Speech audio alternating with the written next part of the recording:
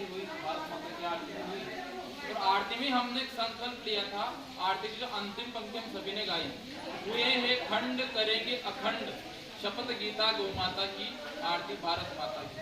हमने शपथ भी ली, यानी कि हर बार, हर गीत में, हर अवसर पर और हर जगह हम इस बात को बार बार दोहराते हैं, हुए हैं खंड करेंगे अखंड। कल स्वतंत्रता दिवस है और स्वतंत्रता दिवस कभी मनाने वाले हैं, उससे पूर्व आज जो अवसर है हमारे पास में, इसको हम पूरे हिंदुस्तान में अखंड भारत संकल्प दिवस के रूप में मना रहे हैं। क्योंकि आज भारत का खंड हुआ था, यानी कि 2 भागों में भारत विभाजित हुआ था।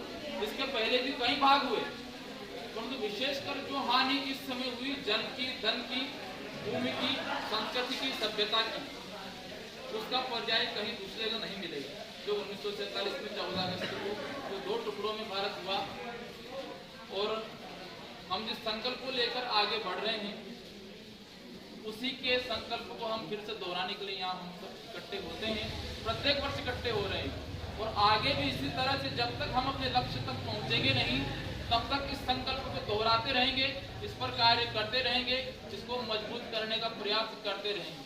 अब संकल्प क्या, जैसा कि नाम से ही समझ में आ रहा है, अखंड भारत संकल्प। ये जो आज का दिवस है, कल स्वतंत्रता दिवस है, और एक गीत पहले बहुत गाया गया, अब तो उसको समझ में आगे इसलिए नहीं गा रहे हैं कि दे दी हमें आजादी बिना खड़ग बिना ढाल। सभी को पता है आगे क्या कहते, डेट डेट डेट, साबरमती के संत तूने कर दिया कमाल। ये जो आजादी आई भारत में नहीं बल्कि पूरे विश्व में, ऐसी कोई लड़ाई नहीं थी जो बिना अस्त्र के, बिना शस्त्र के संपन्न हुई हो। लड़ाई भौतिक है तो भौतिक शस्त्र की भी आवश्यकता पड़ी, बलिदान की आवश्यकता पड़ी, कुर्बानियों की आवश्यकता पड़ी, और उन कुर्बानियों के साथ ही आजादी मिली। और प्रत्येक युद्ध ऐसी ही लड़ाइयों के साथ संपन्न हुए। कहने में जरूरी आता है कि किसी व्यक्ति को 8 रोटी में एक दिन पेट भरता है, उसको हम 2 रोटी रखेंगे और पूछेंगे क्या तुम्हारा पेट भर गया, कहेंगे नहीं। 2 रखी, क्या आपका पेट भर गया, नहीं।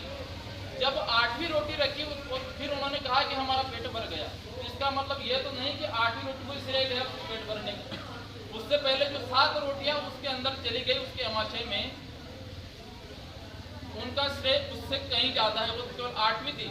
उस समय जो लोग बचे आजादी के समय 1947 के लगभग, उन लोगों का ही नाम हुआ, उन लोगों को हमें पढ़ाया गया, उन लोगों को हम गाते आ रहे हैं, उनका गुणगान करते आ रहे हैं।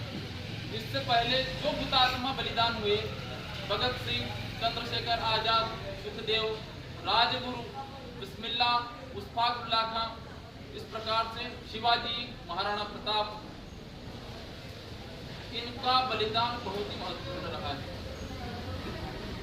और जो भारतवर्ष इस वक्त खंडित तो है ही, परंतु बहुत छोटा भूभाग 25 लाख वर्ग किलोमीटर हमारे पास में बचा हुआ है।